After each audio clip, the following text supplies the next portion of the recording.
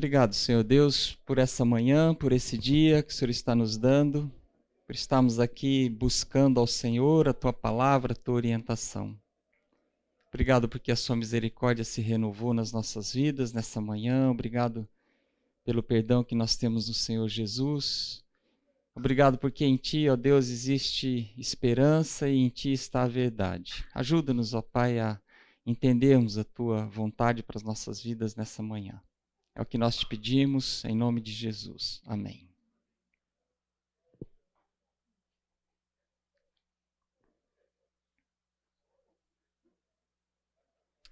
Talvez ao longo desses 8 domingos, a gente seja repetitivo aqui, mas eu tenho certeza que eu não vou estar dizendo nada de novo para vocês, mas a ideia é nós recordarmos coisas, assuntos que são importantes para as nossas vidas como casal. Hoje nós vamos falar sobre perdão. E é a graça da confissão e do perdão. Ontem eu e a Elane estivemos num casamento, o filho de um amigo nosso, mas a família não confessa o Senhor Jesus como Salvador da vida deles. E o contexto que eles estão, de jovens em São Paulo, a maioria fez USP ou Unicamp, um contexto de ateísmo mesmo, né? E o casamento foi feito por um amigo do casal. E eles já moram juntos há alguns anos, resolveram oficializar isso através de um casamento, reunindo os amigos e familiares. Mas a gente viu assim, com muita tristeza, o vazio que é a cerimônia, né? Então fala muito no amor, na perseverança deles. Eles se conheceram no carnaval, e então eles passaram a quarta-feira de cinzas, venceram a quarta-feira de cinzas, algumas filosofias, algumas coisas assim que a gente ficou e a gente foi cada vez se entristecendo mais com a cerimônia, né? Porque em nenhum momento Deus foi citado, em nenhum momento. Chegou um momento que eles pediram que nós estendêssemos as mãos em direção ao casal, e aí nós oramos, né? Silenciosamente pela salvação deles, pelo casamento deles. Mas era para transmitir para eles uma energia positiva, né? Para que o amor deles continuasse firme, que eles vivessem 50 anos juntos. Então, sem a proteção, sem o pedido, sem aquele vazio, né? Sem Deus. Então, a gente ficou muito triste. A festa estava bonita, música, comida boa, e muitos cristãos presentes lá, né, na nossa mesa, conhecidos em comum, amigos em comum dele, né? Mas a gente ficou com muita tristeza. Então a gente olha para esse assunto aqui, que privilégio nós que um dia entendemos o amor de Deus, né? Um dia nós entendemos que Deus é o Criador, Ele é um Deus soberano, um Deus poderoso, tudo está debaixo do controle dele.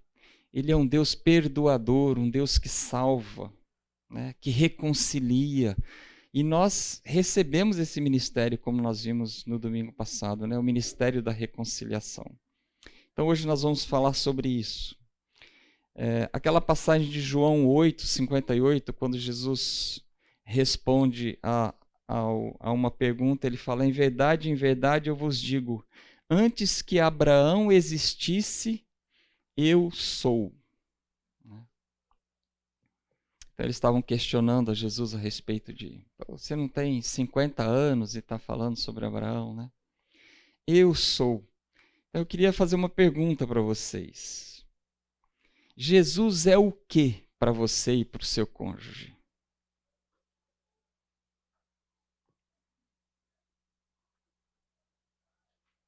Você pode responder que ele é tudo? Vamos nos recordar algumas coisas. Ele é onipotente, ele é onipresente, onisciente. Ele supre, ele enche, ele provê, ele aperfeiçoa, ele é o pão da vida, ele é o bom pastor, ele é a luz que guia o mundo. Se nós estivermos perdidos no nosso relacionamento conjugal, Ele é o caminho. O nosso casamento tem que estar alicerçado nele, em Cristo, enraizado na palavra dele e direcionado pelo Espírito Santo de Deus, né? Então, se for assim, todas as demais necessidades, conforme Paulo fala lá no capítulo 8, versículo 32 de Romanos, nos serão acrescentadas, né? Então, é um privilégio nós estarmos aqui hoje, é um privilégio nós termos a palavra de Deus. É um privilégio nós falarmos sobre esse assunto que a gente vai falar a vida inteira, porque nós, pecadores, muitas vezes nos esquecemos dele, né? Então, se Jesus é tudo, nós podemos concordar com a seguinte afirmação: nenhuma transformação num casamento que tem problemas, né, pode acontecer sem que ela comece com a confissão dos pecados. Podemos afirmar isso? Se um casamento está com problemas, o primeiro passo para a solução desses problemas é cada um reconhecer os seus erros, os seus pecados, confessar, dar o perdão e começar uma nova fase, né? Então, a graça da confissão, vamos ver alguns pontos. Ela sabe distinguir o certo do errado. Fazer isso é sinal de graça no casamento, né? Então, como que nós sabemos a temperatura de um ambiente? Como que nós sabemos a medida de um cômodo? Como você sabe se o pneu do seu carro está murcho ou não? Nós precisamos de aferidores para isso, né? Nós precisamos de um termômetro, de uma trena, de um aferidor de pressão. Nós precisamos de um padrão para responder se está dentro, se está fora, qual é o tamanho, qual é a temperatura, está quente, está calor. Da mesma forma, a palavra de Deus é o padrão que nos mostra como está a nossa espiritualidade dentro do casamento. Nós temos olhado para a palavra de Deus, nós temos procurado saber qual o padrão de Deus em cada situação, qual que é o certo e qual que é o errado, porque distinguir o certo e o errado já é um primeiro passo para viver um casamento na graça de Deus. Concordam? Se alguém quiser discordar, esclarecer, fazer alguma pergunta, dar algum exemplo, contribuir de alguma forma, é só levantar a mão e falar, tá bom? Entender o princípio do pecado inerente também é sinal de graça. Estarmos atentos e conscientes do quão pecadores nós somos é sinal de graça, né? Paulo fala no capítulo 7 de Romanos, a partir do versículo 14 até o 25, ele fala sobre a lei é espiritual, que o mandamento é bom, que a lei nos mostrou o quanto nós éramos escravos do pecado. E ele fala que eu sei que em mim, na minha carne, não habita bem nenhum, pois o querer o bem está em mim, não, porém, o fazê-lo, né? Porque não faço o bem que prefiro, mas o mal que não quero, esse faço. Mas se eu faço o que não quero, já não sou eu quem o faz, e sim o pecado que habita em mim. Então, ao querer fazer o bem, encontro a lei que o mal reside em mim, porque no tocante ao homem interior tenho prazer na lei de Deus. Mas vejo nos meus membros outra lei que, guerreando contra a lei da minha mente, me faz prisioneiro da lei do pecado que está nos meus membros. Desventurado homem que sou, quem me livrará do corpo desta morte? Graças a Deus por Jesus Cristo, nosso Senhor, de maneira que eu, de mim mesmo, com a mente, sou escravo da lei de Deus, mas segundo a carne, da lei do pecado. Então, é sinal de graça nós estamos sensíveis e sabendo que o pecado é inerente ao nosso dia, ao nosso casamento, a tudo que nós fazemos, né? Ter uma consciência que funciona adequadamente é um sinal da graça, A gente normalmente brinca,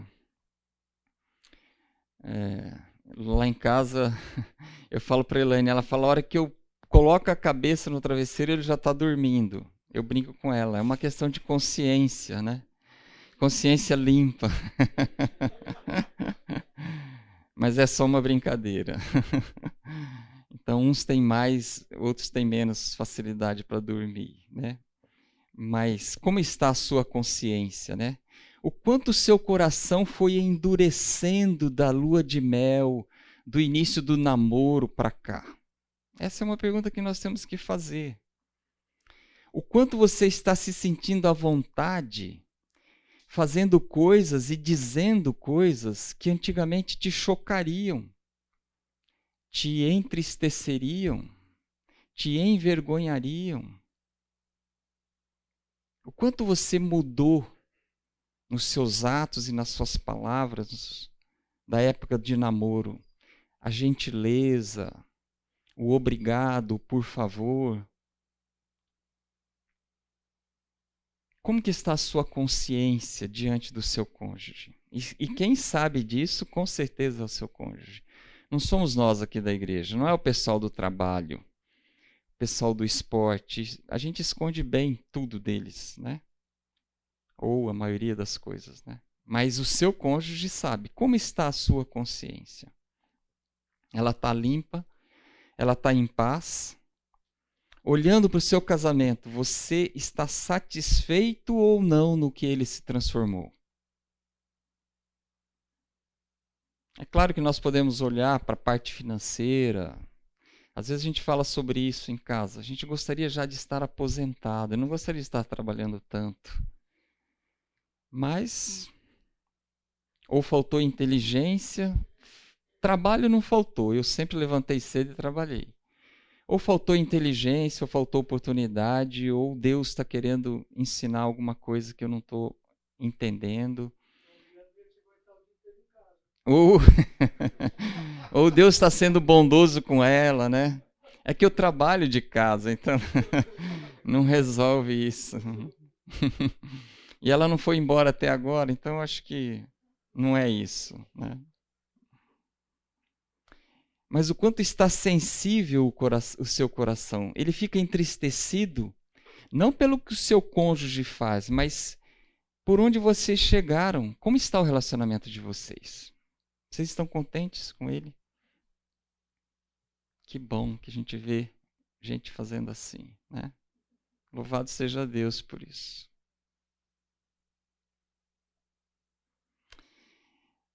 A gente olha para alguns casamentos e a gente vê que às vezes o marido massacrou a esposa ao longo dos anos. Tirou dela a alegria de viver, de brincar. Tirou dela a livre expressão de falar o que ela queria falar. Hoje ela mede as palavras. Ela é uma pessoa amargurada. A gente conhece um casal assim. E a gente vê claramente que foram anos, podando, podando, podando, criticando, falando, ciúmes, ciúmes do genro, ciúmes dos amigos, ciúmes de todo mundo, ciúmes das filhas, que telefonam muito para a mãe. Então isso foi massacrando essa esposa. Então olhe para o seu casamento. Você tem feito alguma coisa parecida com isso? Ou vocês estão satisfeitos com o relacionamento de vocês?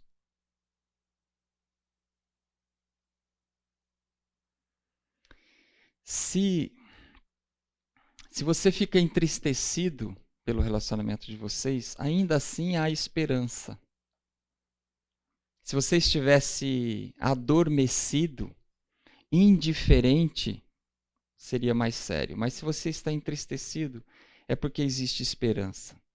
E Jesus pode fazer uma transformação real e duradoura, ainda que as coisas não estejam bem.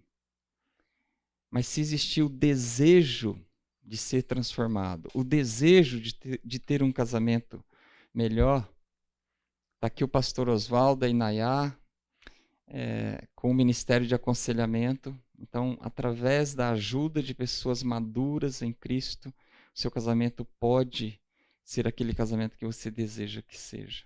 Sim?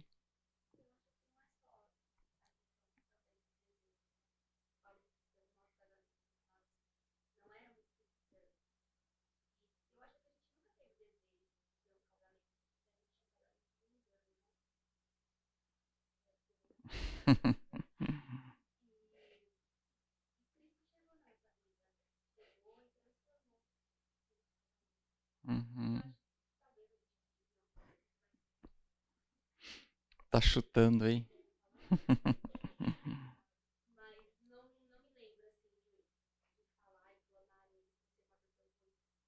Uhum. É que sem Cristo não tem padrão, né? Qual é a medida? O quão nós podemos exigir um do outro se nenhum dos dois conhece o perdão de Cristo? Agora, se nós somos cristãos, existe um padrão, né? Não é um padrão baixo, é um padrão alto. É um padrão inacessível sem a ajuda do Espírito Santo, sem a dependência dele, né? Nenhum marido vai amar a sua esposa como Cristo ama a sua igreja. Nenhuma esposa vai respeitar o seu marido como a igreja respeita a Cristo, se não for na dependência do Espírito Santo, né? É apenas a graça que nos protege da arrogância. Todos nós sofremos de alguma cegueira espiritual pessoal, né? Todos nós, à medida que o tempo vai passando, a gente vai enxergando. Outro dia eu descobri, alguém me falou e eu parei para pensar e realmente a minha esposa confirmou, eu sou alguém que fujo do conflito. Eu pago para não ter conflito.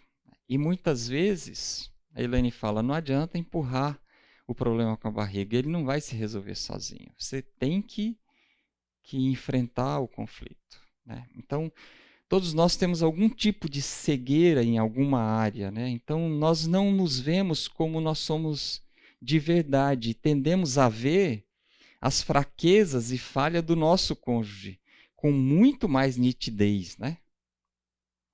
E nós começamos a acreditar que nós somos mais justos do que ele, e com isso nós podemos nos tornar arrogantes, juízes, e isso não vai resolver os problemas, isso vai agravar os problemas, né? Uhum. Ou então 1 João 1,8, se dissermos que não temos pecado nenhum, a nós mesmos nos enganamos e a verdade não está em nós.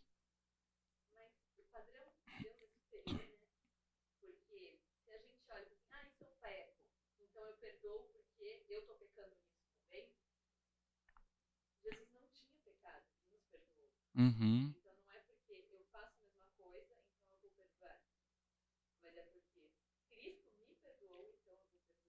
Isso, a razão é essa. Porque ele estendeu. A gente viu aquela passagem do Senhor que o seu servo lhe devia, e depois ele perdoou, o servo foi e não perdoou o conservo, né? Então, é essa consciência do perdão de Cristo que nos leva a perdoar. Mas a consciência de que nós somos pecadores também nos ajuda a estender o perdão, né? Você olha para o pecado do seu cônjuge e fala, eu faço coisas piores do que isso, né? Quem sou eu para não perdoá-lo, né? A outra passagem lá de Mateus, capítulo 7, de 1 a 5, né? Não julgueis para que não sejais julgados, pois com o critério com que julgardes, sereis julgados, e com a medida com que tiverdes medido, vos medirão também. Porque vês tu o argueiro do olho do teu irmão, porém não reparas na trave que está no teu próprio? Ou como dirás a teu irmão, deixa-me tirar o argueiro do teu olho quando tens a trave no teu? Hipócrita, tira primeiro a trave do teu olho, então verás claramente para tirar o argueiro do olho do teu irmão. Então, a arrogância é um obstáculo para a transformação que Deus quer fazer nos nossos casamentos. Nós temos que tomar cuidado com isso, né? Então, com esse sentimento, essa insatisfação, com esse sentimento de arrogância, nós ficamos impacientes, a amargura cresce, nós ficamos mais exigentes e o relacionamento piora. Então, mas há esperança. A graça destrói essa arrogância, né? Ela abre os nossos olhos, ela amolece os nossos corações, porque ela nos mostra que nós precisamos de ajuda. O que seríamos de nós sem a graça de Deus, sem a misericórdia, sem o perdão, né? Então, é a graça que nos confronta com a pobreza que nós temos dentro de nós também, né? E o quanto nós somos pecadores, né? Então, quando o casal para discutir sobre quem é mais justo e começa a sentir tristeza do próprio pecado, significa que a graça bateu ali na porta e existe esperança para acertos e para que esse casamento seja melhor. Concordam? Ver a nós mesmos como realmente somos é um sinal da graça. Então, tanto o marido quanto a esposa, às vezes a gente fala de forma arrogante, né? Quem nunca ouviu alguém gritar assim, eu não estou gritando, né?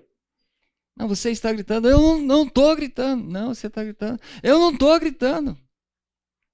Não? Vocês nunca viram essa cena? Já produziram essa cena? Já. Você está falando bravo. Eu não estou falando bravo. Mas é esse o seu tom de voz, normalmente? Né? Então, a gente é confrontado, talvez diariamente, semanalmente, mensalmente, que seja anualmente, mas todos nós somos, né, com um tom de arrogância. Eu sou melhor, eu sou mais justo. Né? Que nem aquele fariseu lá em Lucas 18:11, né? Aquele pondo-se de pé, ele orava de si para si mesmo, né? Ó Deus, graças te dou, porque não sou como os demais homens, roubadores, injustos e adúlteros, nem ainda como esta publicana, Elaine, né? Opa, não. Nem ainda como este publicano. Nós temos que tomar cuidado com isso, porque às vezes, inconscientemente, nós estamos fazendo essa oração. Eu leio mais a Bíblia do que ela. Sou eu que quero ir domingo na igreja. Eu que coloco os cânticos lá em casa. Aí você começa a pegar coisas que são boas, que são santas, mas que te dão um tonzinho de arrogância, né? Você é mais espiritual, você é melhor. A humildade é o contrário da arrogância, né? Deus nos chama para sermos humildes. Lá em 1 Pedro 5, no final do versículo 5, a gente lê: no trato de uns para com os outros, cingi-vos todos de humildade. Porque Deus resiste aos soberbos, contudo, aos humildes ele concede a sua graça. Quão humilde nós temos sido no nosso relacionamento, né? A disposição para ouvir e aceitar crítica e reprovação é um sinal da graça de Deus no seu coração. Relacionamentos saudáveis têm duas qualidades essenciais no caráter dele. Um é a humildade, né? É você ser humilde a ponto de ser acessível, né? Você deixa sua esposa sair, seu marido sair da trincheira, né, do silêncio e falar para você do que você está fazendo, que está magoando, que está entristecendo, que está trazendo raiva, decepção, né? É ser humilde a ponto de deixar ser acessível mesmo.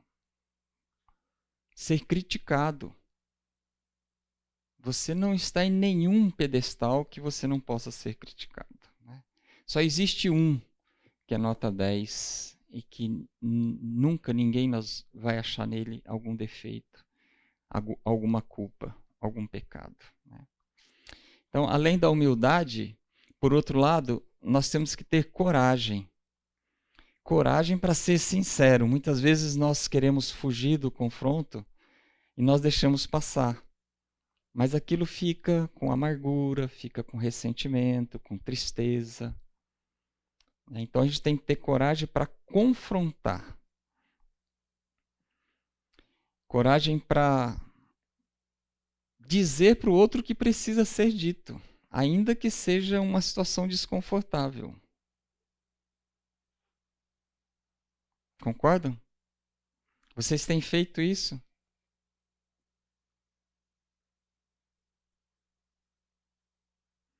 E qual que é o embasamento para nós fazermos isso? Nós não podemos ser arrogantes, nós temos que ser humildes, nós temos que ser corajosos. Qual que é o embasamento? É nós olharmos e acreditarmos que realmente a graça do Senhor Jesus, que pagou o preço por qualquer coisa que o seu cônjuge possa ter feito para você, ou que você possa ter feito para ele. Qualquer coisa que nós tenhamos que confessar um para o outro, já foi pago lá na cruz. Nós podemos enfrentar, porque as consequências podem existir aqui diante das leis dos homens, pode existir, mas não a consequência da culpa, da condenação, da perda da salvação. E isso só traz benefícios para o relacionamento, porque o relacionamento passa a ser um relacionamento aberto, franco, sincero. Os dois têm liberdade de falar o que está sentindo. Muitas vezes a gente vai falar o que a gente está sentindo e a pessoa já entra na defensiva, né? E já fala, não, mas eu não fiz isso. Eu não falei isso. Eu não tive a intenção disso. Tudo bem. Você pode achar que não fez. Pode achar que não falou com esse tom.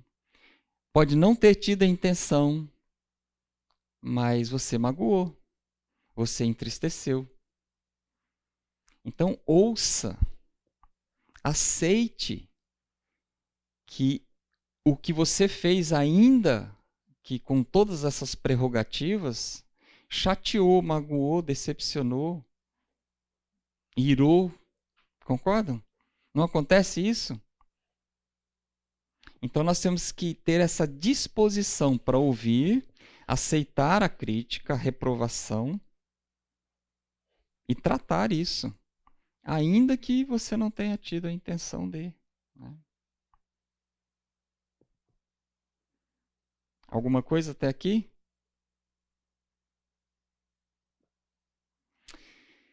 Não ficar paralisado pelo arrependimento é sinal da graça. Apocalipse 21:5, a gente lê: aquele que está sentado no trono disse: eis que faço novas todas as coisas. E acrescentou: escreve, porque essas palavras são fiéis e verdadeiras. Eis que faço novas todas as coisas. Lá em 2 Coríntios 5,17, Paulo também escreveu: se alguém está em Cristo, é nova criatura. As coisas velhas já passaram, eis que tudo se fez novo. Então, quando Jesus falou o Sermão do Monte ali, ele estava instituindo a sua igreja, uma nova aliança, né? Um novo procedimento, praticamente impossível de ser vivido sem a dependência do Espírito Santo, que a igreja já tinha recebido. Né? Então, novo é a palavra-chave para aquilo que Deus está querendo operar em você, no seu casamento. Novo é uma palavra bonita, não é? Você parece mais novo. Não, é que eu emagreci. Um carro novo, né? Uma casa nova. É uma palavra bonita, novo, né? Não que velho seja uma palavra feia, mas novo é a palavra-chave. Deus quer fazer do seu casamento um novo casamento, ainda que você ache que ele é bom. Então, se nós olharmos para o passado, para os erros que nós já cometemos no nosso casamento, graça é não ficar preso e recordando esses erros. né? Então, tudo que nós cometemos de erros no passado não é uma coisa que está amaldiçoada, que nós vamos pagar eternamente por isso. A obra de Deus é de renovação. Ele enviou seu Filho na Terra para transformar o nosso casamento, as nossas vidas, em alguma coisa muito melhor do que elas eram, como eles têm dado esse testemunho aqui para gente. É tão gostoso de ver isso, né? Um casamento que não tinha Cristo e de repente um casamento agora com Cristo. Salta aos olhos. Talvez você já tenha casado, é o nosso caso, nós já nos casamos cristãos, né? Então talvez você não valorize tanto isso, né? É aquele pecador que muito devia e que todos os seus pecados foram perdoados e ele aprontou muito. Então eu tenho certeza que tem alguns de vocês aqui que nem eu. Eu me converti já era adulto. Então eu olho para trás e tem muita coisa que eu sinto vergonha que eu fiz. E as pessoas ainda estão do meu lado, eu ainda convivo com elas. Mas Deus fez tudo novo a partir do momento que eu encontrei a Cristo, né? Então, talvez a gente não valorize. O teu casamento já começou nos padrões de Deus. Né? E você vai aceitando isso, mas será que ele pode ser melhor? Será que existe algo melhor? Né? Então é essa a pergunta. Não ficar preso, porque com certeza, mesmo que ele esteja dentro de um padrão de Deus, erros são cometidos. Né? Então o que foi danificado pode ser curado. As ervas daninhas, que no domingo que vem o pastor Oswaldo vai estar aqui com vocês, vai estar falando das ervas daninhas, né? Elas têm que ser arrancadas e extintas. Um novo caminho, um novo gramado pode ser plantado, né? Então, ao mesmo tempo que nós lidamos com o arrependimento, nós podemos gozar do perdão e erguer-nos de uma nova maneira, abraçando esse privilégio de sermos filhos de Deus, né? Esse poder que existe na nossa vida, que é o poder da reconciliação. Né? Então, se tem alguém aí se lamentando e vivendo a culpa do passado, liberte-se disso. Graça é isso. É não ficar olhando para trás. É olhar para frente. Né? É saber que podemos encarar as nossas falhas porque Cristo já afastou a nossa culpa e vergonha. Isso é um sinal de graça. Então, aquela passagem lá de Gênesis, né, capítulo 3, quando Eva e Adão desobedeceram a Deus ali, a primeira coisa que eles fizeram foi se cobrir e se esconder, né, da presença de Deus. Pela primeira vez eles sentiram vergonha e culpa, né, diante de Deus. E jogar a culpa em outro, como eles fizeram ali, não trouxe paz para eles. Então, lidar com a nossa culpa e vergonha, é isso que a Bíblia fala de Gênesis capítulo 3 até Apocalipse. Ela está lidando com a nossa culpa, com o nosso pecado, com a nossa vergonha. Ela fala da redenção, do pagamento de uma dívida, de uma vergonha que a gente não precisa mais sentir, que o Senhor Jesus já foi pregado entre dois marginais no nosso lugar, né?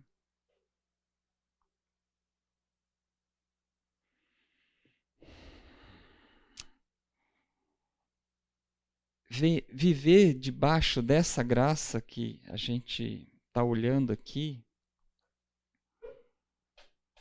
é viver sem ter nenhum motivo para se sentir culpado ou envergonhado, porque o homem perfeito já fez isso por nós, né? Então, hoje nós não precisamos ter medo de dizer: você estava certo, eu estou errado. Ontem eu pisei na bola, mas eu prometo que eu vou tentar melhorar. Eu preciso da sua ajuda. Tem coisa que eu não vejo. Me mostra, me ajuda. Eu quero melhorar. Eu quero ser um marido melhor. Eu quero ser uma esposa melhor. E a pergunta que fica é: o teu casamento está sendo beneficiado diariamente pela liberdade da confissão, pela liberdade da confrontação, pelo exercício da reconciliação? Vocês estão vivendo isso? Como é que vocês estão hoje? Como é que vocês estavam ontem? Hoje devem ter acertado porque viriam para a igreja, né? Mas como é que vocês estavam ontem, a segunda, a terça, a quarta?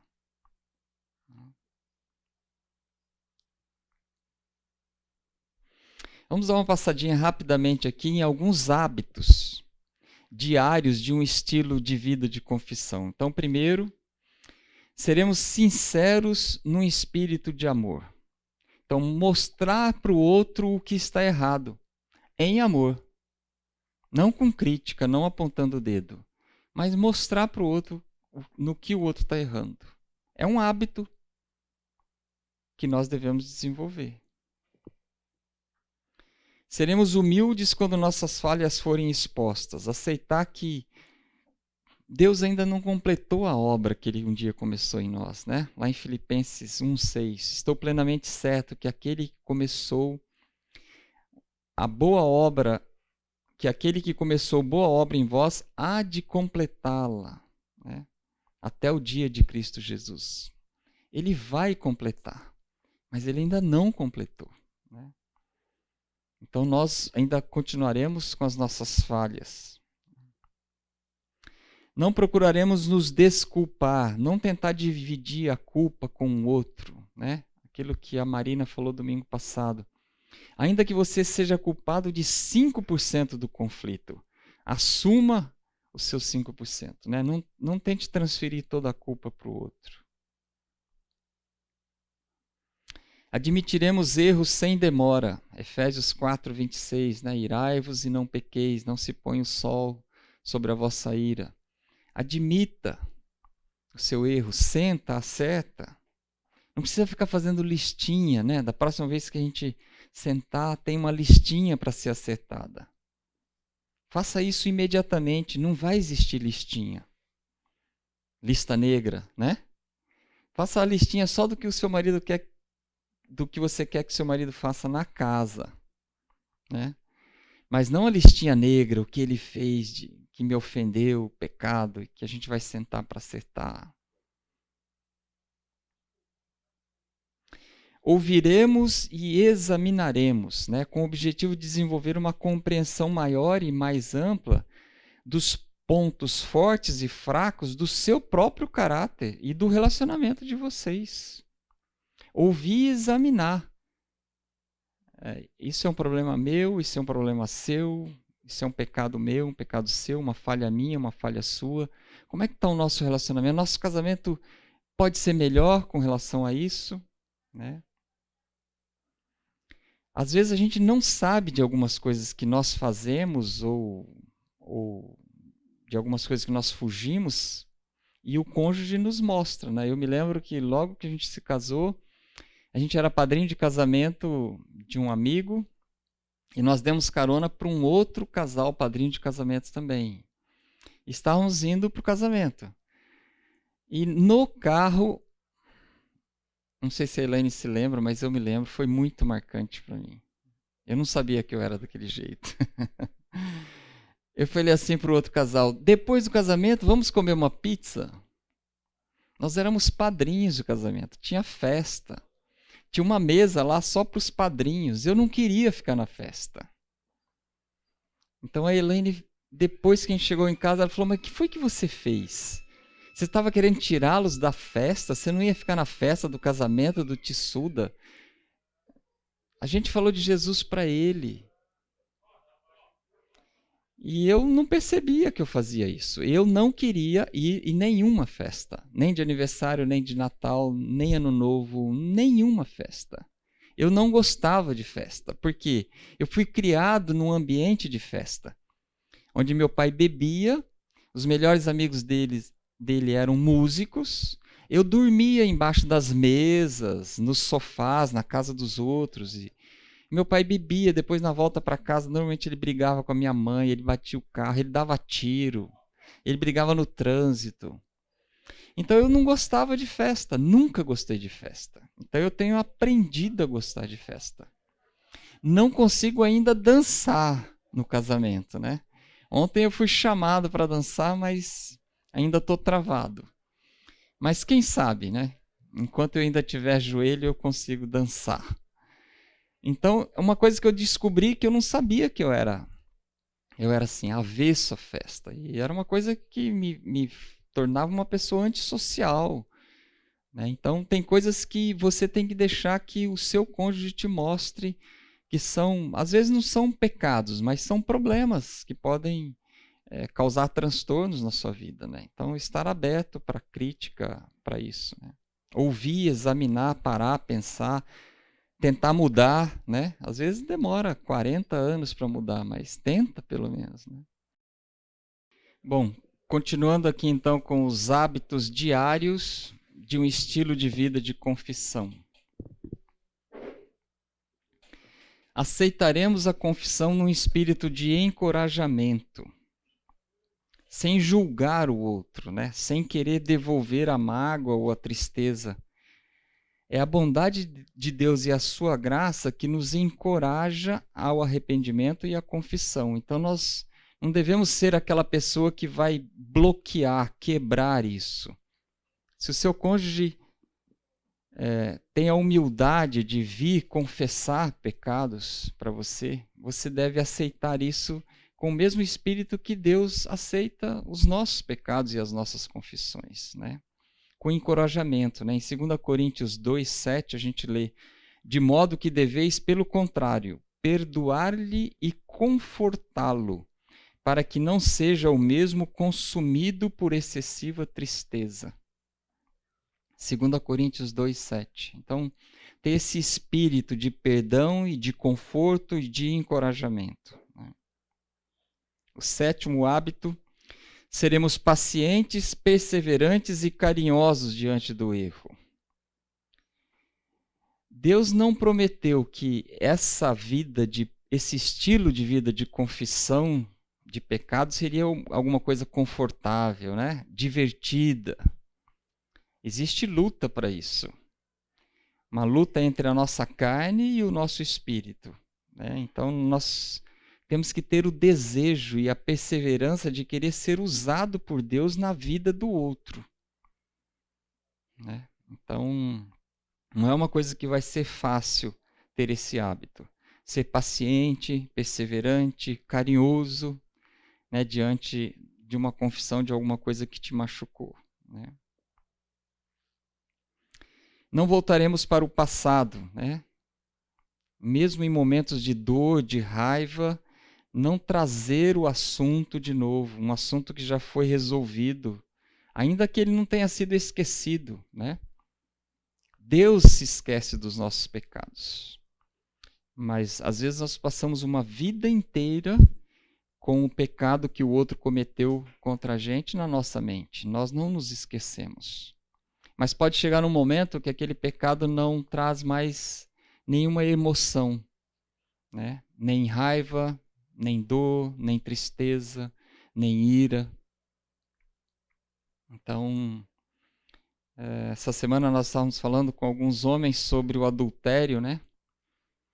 E a gente estava olhando lá para Provérbios e vendo que o adultério no início ele é doce como mel, né? Mas no final ele é amargo como fel. E é uma desgraça que vai te acompanhar até o resto da sua vida, até o fim da sua vida. Então, nenhuma esposa, nenhum esposo que o outro traiu vai se esquecer disso. Né? Então, a gente já viu casos de anos depois, tudo resolvido, o casal está bem, de repente, não sei se eu comentei com vocês, né, voa alguma coisa na direção dele, leva um soco na boca do estômago, uma palavra ríspida, porque vem à mente do ofendido aquilo que ele sofreu, né? Então, tem que ter compreensão com relação a isso.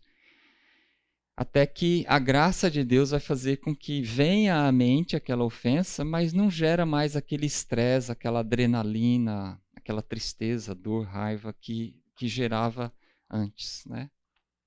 Então, e quando vier, não trazer de novo aquilo para ser discutido. Já foi discutido, já foi perdoado, né? É um hábito que nós temos que tentar colocar no nosso dia a dia, né?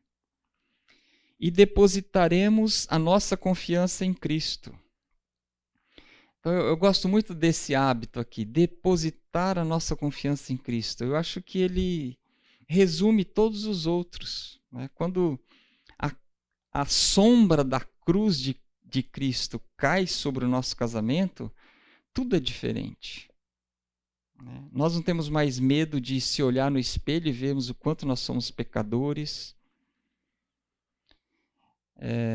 O pecado do outro não nos surpreende mais. As nossas expectativas não estão mais lá em cima, os nossos desejos, sonhos a ser realizados, porque nós sabemos que não é o outro que vai nos fazer feliz. Então, o pecado não nos surpreende, porque nós somos pecadores e sabemos que somos casados com outro pecador. Nós não vamos mais tentar parecer justos aos olhos dos outros. Nós vamos parar de apontar o dedo para o outro, de nos desculpar. Nós vamos queimar todos os registros de erros e vamos resolver rapidamente todos os problemas. Então é um resumo. A sombra da cruz de Cristo no nosso casamento é um resumo disso daqui. Né? Nós podemos viver como pecadores, carentes, mas cuidadosos um com o outro. Né? Nós não precisamos mais ficar na defensiva, tendo medo. Nós temos sim que buscarmos ser cada vez mais parecidos com o Senhor Jesus. Quem quer um casamento desse? Né? Cada um buscando diariamente ser mais parecido com o Senhor Jesus. Sensível ao que o Espírito Santo está falando. Né? Você me lembrou aqui o Salmo 32, né? E no intervalo eu peguei para dar uma lida.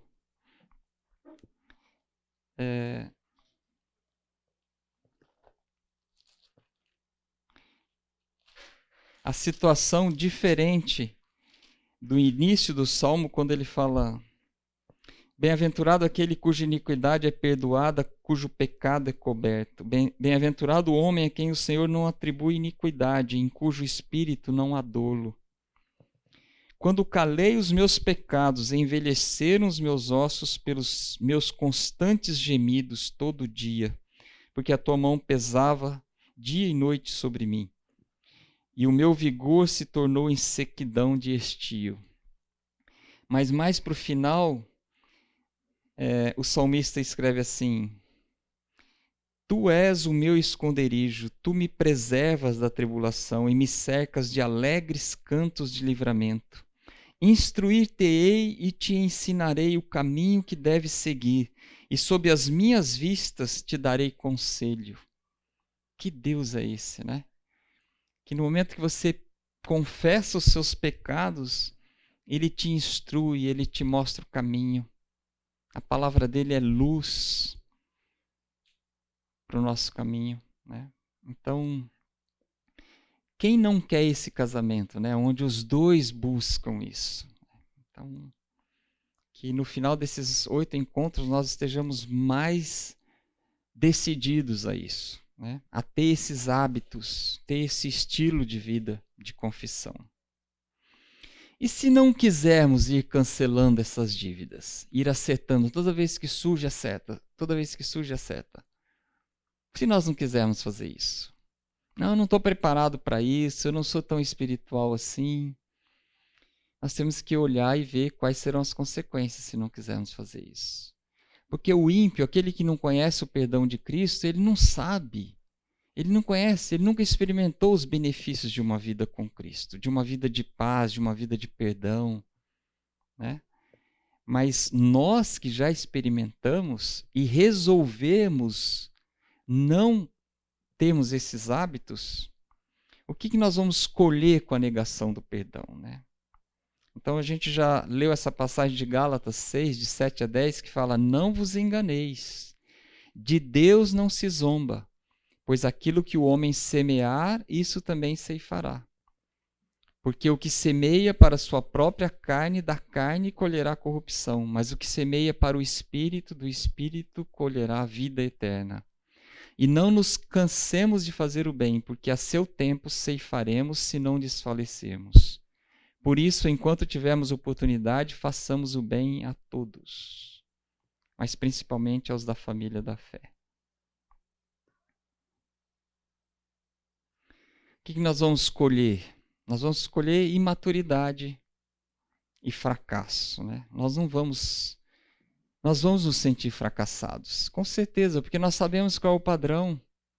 A gente se olha no espelho, a gente olha para a palavra de Deus, que é o padrão, e a gente sabe que a gente está fora, totalmente fora do padrão. Nós sabemos o que nós devemos fazer, que está escrito o que nós devemos fazer, mas nós não fazemos, né? Tiago 4,17 fala: portanto, aquele que sabe que deve fazer o bem e não o faz, nisso está pecando. Então, se nós decidirmos não ter esses hábitos de confissão, de reconciliação, de exercício de dar e receber o perdão, nós vamos sempre ser imaturos e nos sentiremos sempre fracassados. Nós vamos ter que montar um esquema de defesa, né, contra a ira e acusações um do outro. Vamos estar sempre na defensiva. Acaba aquela comunhão, aquele dar risada dos erros, né, fazer piadinha dos fracassos, né? Acaba isso. Fica sempre um armado contra o outro, né? E percebam que vai piorando essa situação, né? Chega num ponto de que você não se lembra mais daquilo que o atraía no início do namoro, no início do casamento. Vocês vão se afastando e a discórdia vai sendo desenvolvida e começa a nutrir, às vezes, aversão um pelo outro. Um está no quarto, o outro vai para a sala, o outro vai para a sala, o outro vai para a cozinha. Está na cozinha, vai para a varanda. Né? Então, com essa pandemia, piorou muito isso, né? O casal não suporta estar perto um do outro. Um irrita o outro, né?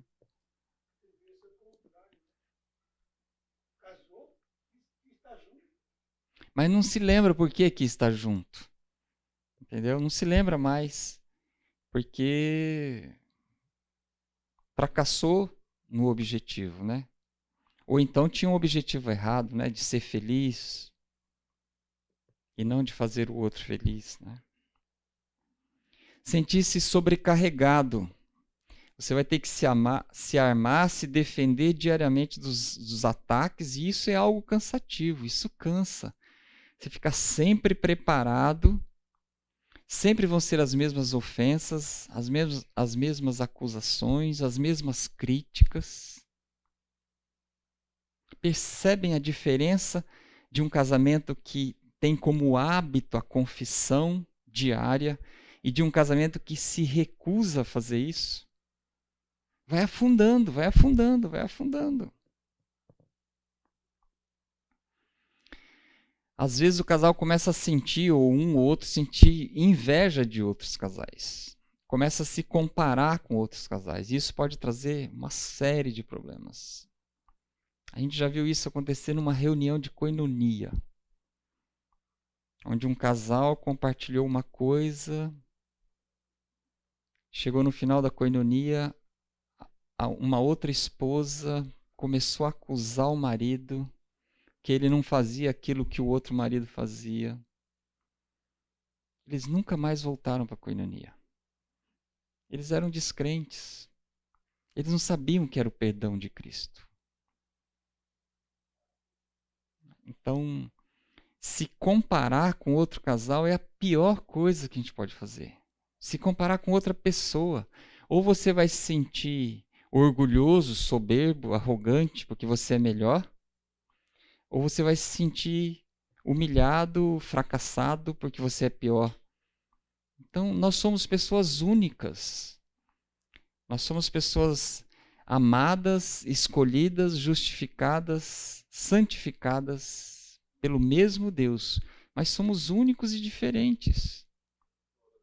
Oi.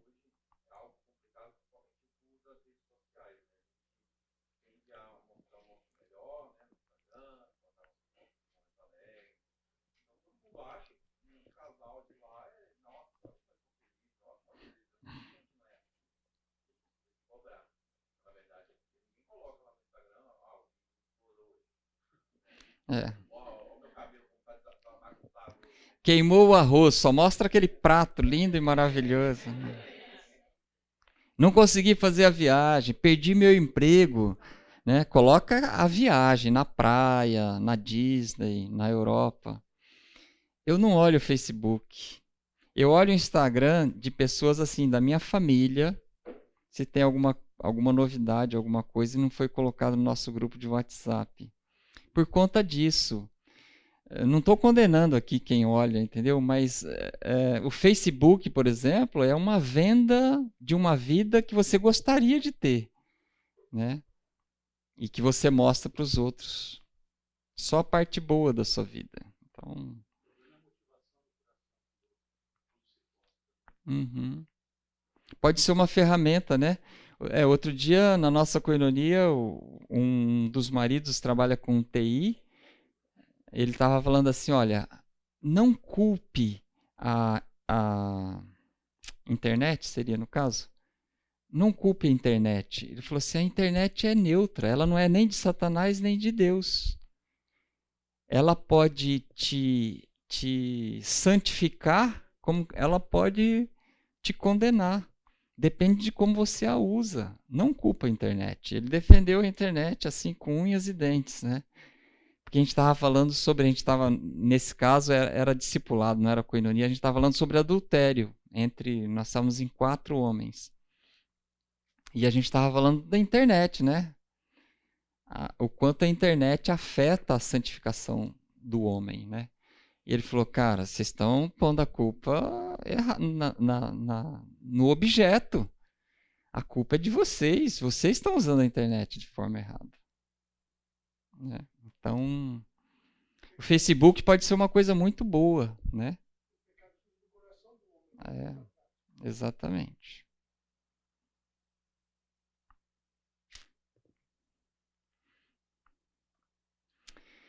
Fantasias de fuga. O cônjuge se vê como vítima diária dos pecados do outro e não consegue imaginar que o outro vai mudar. Então ele pode começar a nutrir pensamentos nessa área. E já vimos caso, no último mês, eu ouvi de uma esposa que foi embora de casa, largou o marido e os filhos.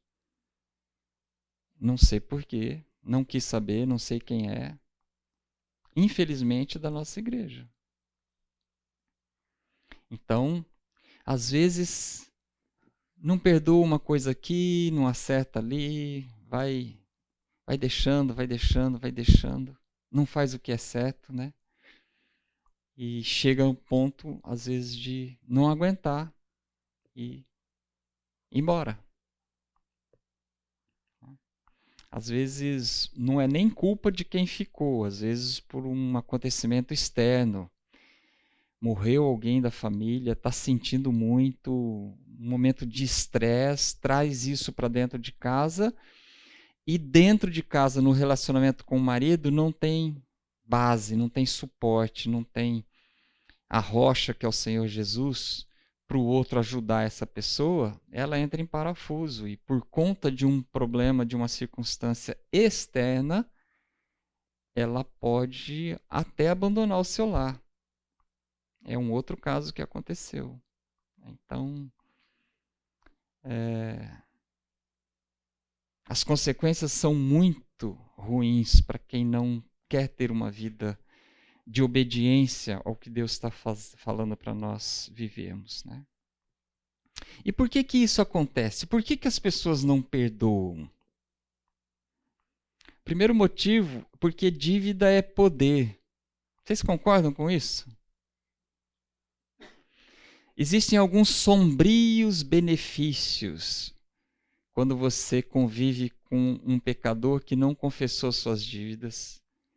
Quando você não deu perdão, ele não pediu perdão, você tem algo na mão que você pode ameaçar, pode usar como moeda de troca.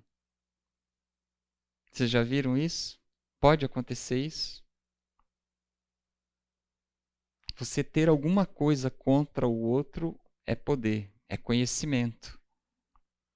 E o outro fica na tua mão. Tão triste isso, não é? Não é esse o padrão de Deus para nós, mas existe.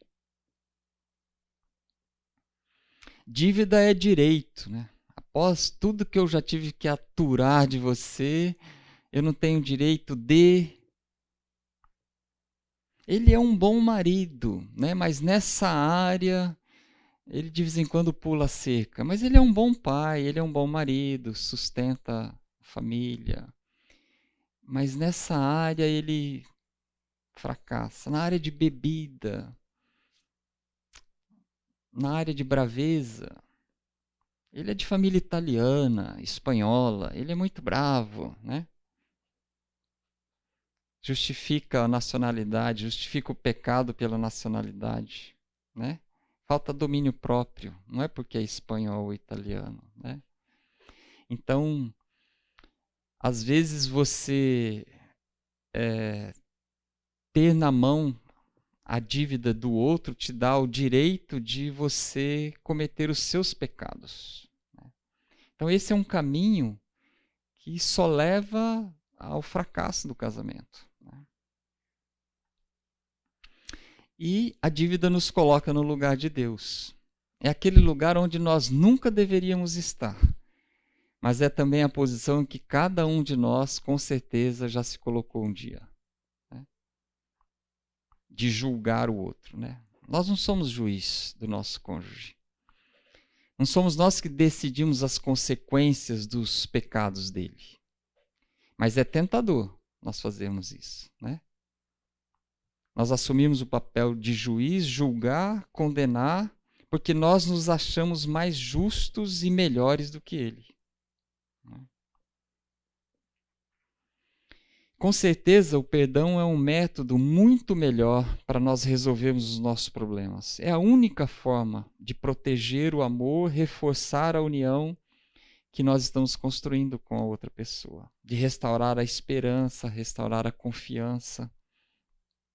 Não se tornar refém do passado, com culpa, se sentindo fracassado. É o único caminho para nós abençoarmos e sermos abençoados pelo outro. Apesar de que os custos são grandes. Mas o que nós colhemos é muito maior. Né? Então, entender o que é perdão e o que ele faz no nosso relacionamento é fundamental. Antes de nós decidirmos se nós queremos realmente assumir essa vida. Né? Então, o que é perdão? O perdão é um compromisso vertical seguido de uma transação horizontal. Então, esse compromisso vertical, não sei se tem algum advogado aqui, é de natureza jurídica. Né? Pois Deus é o único que pode julgar a ofensa, ser o juiz. Então nós não conseguimos fazer nada com relação ao perdão, o perdoar o outro, com relação a Deus. É uma coisa entre essa pessoa e Deus. Concordam? Então, às vezes o marido ou a esposa tem alguns pecados que o outro vê, falhas, falta de perseverança, maus hábitos, que o outro vê, mas não pode fazer nada. falta de disciplina, resiliência, né? O outro vê e não pode fazer nada, porque é uma coisa entre você e Deus, né? Mas com relação ao relacionamento horizontal, depende de nós.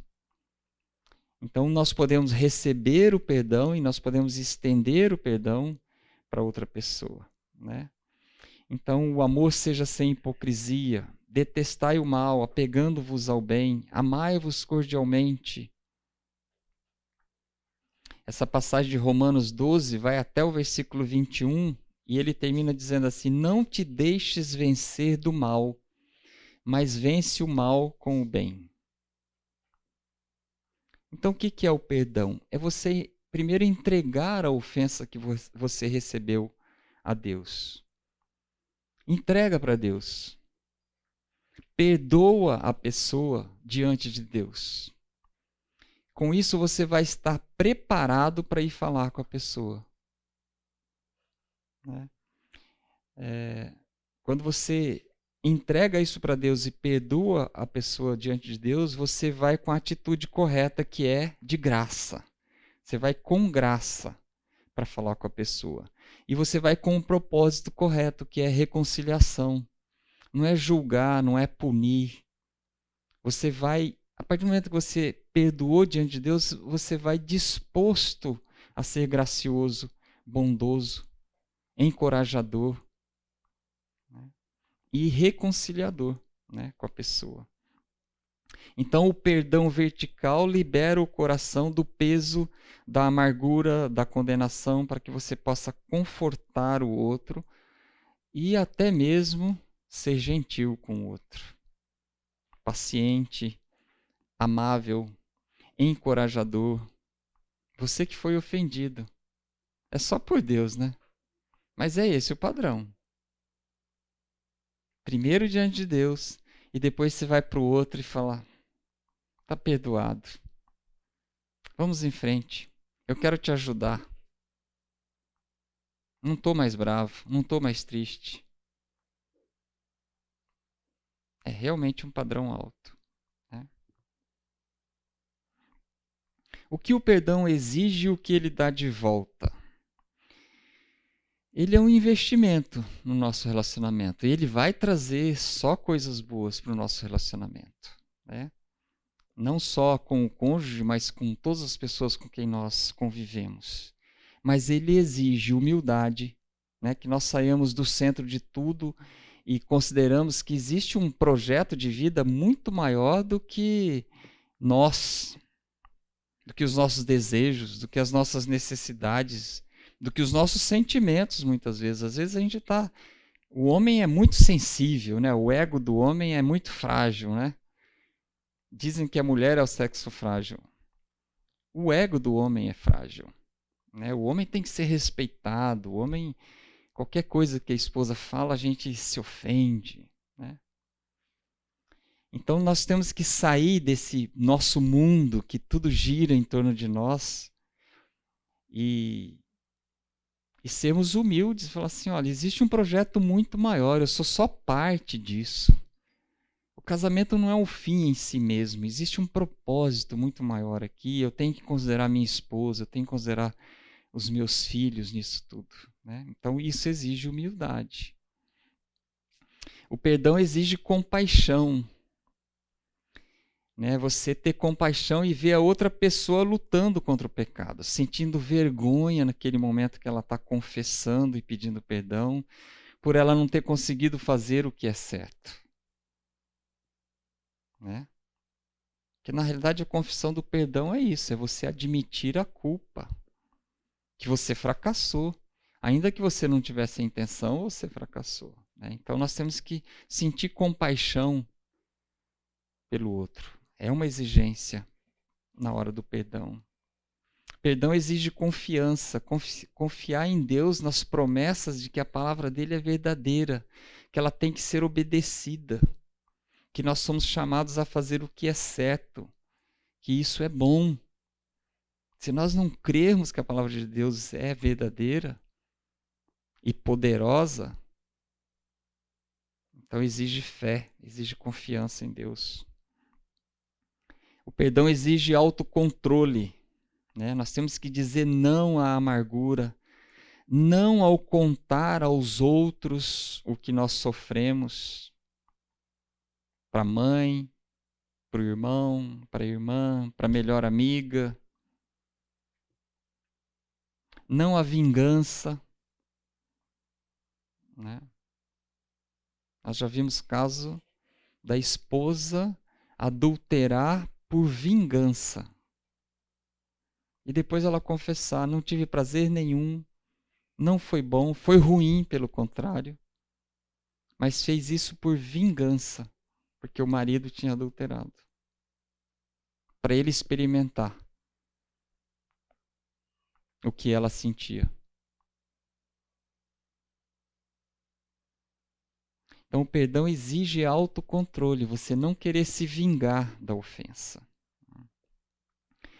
O perdão exige sacrifício, porque o confronto e a exortação exige que você se exponha, que você fale dos seus sentimentos, que você traga tudo à tona de novo, né? Uma coisa que fez mal para você.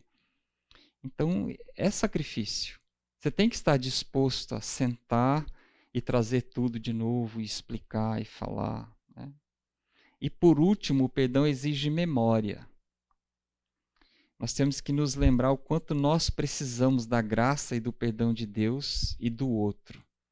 Hoje nós podemos estar dando perdão, mas hoje mesmo talvez nós estejamos pedindo perdão, porque nós somos pecadores também. E com certeza nós hoje vamos precisar do perdão de Deus, né? Então o perdão exige, e o que ele dá de volta? O que o perdão traz para quem perdoa? Quero ouvir de vocês.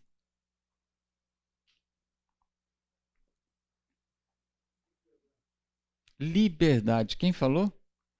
Liberdade. Tira um peso dos ombros, né? Não está mais comigo. Eu já entreguei para Deus, já te perdoei. Eu estou livre. Muitas vezes, 20 anos depois de uma ofensa, a pessoa que ofendeu, tem um ditado que diz: o que deve, esquece, né? O que tem que receber, não esquece. Então, 20 anos depois, o que ofendeu não tem gastrite, não tem úlcera, tá vivendo a vida dele, já pediu perdão, já acertou com Deus. E aquele ofendido que não perdoou, está com úlcera, está com gastrite, está com raízes de amargura, tá uma pessoa dura, porque não perdoou. Então o perdão liberta, traz paz, né? Reconcilia, traz alegria para o relacionamento, liberdade, né?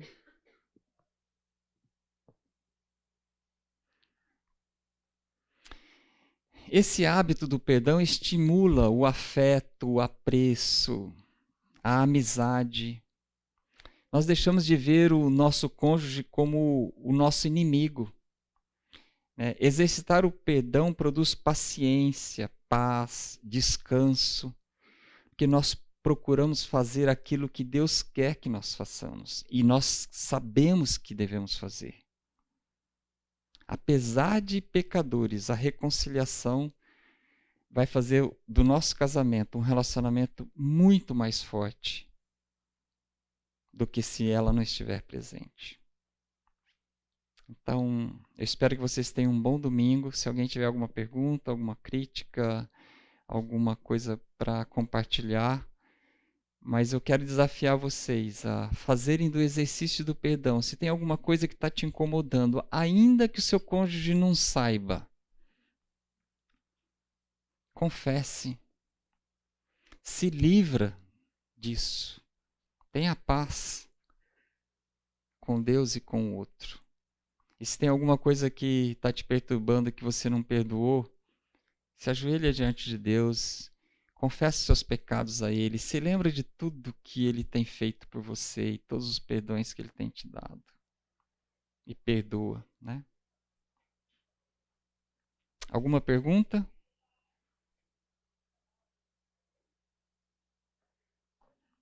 Vamos orar.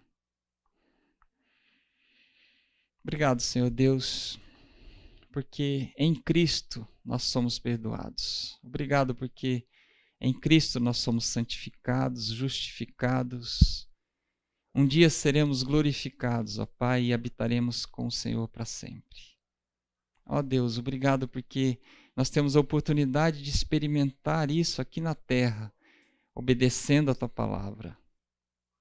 Como nós vimos aqui, Senhor, o Senhor sabe que não é fácil. Nós somos pecadores, orgulhosos, mas queremos clamar pela Tua misericórdia, pela Tua graça, que o Senhor nos ajude a estendermos ao outro, ó Pai, o que um dia o Senhor nos deu, sem nenhuma exigência, a aceitarmos o outro como um dia o Senhor nos aceitou. Faça do nosso dia, da nossa semana, da nossa vida, ó Deus, uma vida que Te agrade e que mostre às pessoas com quem nós convivemos, ó Pai, que o Senhor é um Deus maravilhoso e que vale a pena andar contigo. É o nosso pedido, em nome de Jesus. Amém.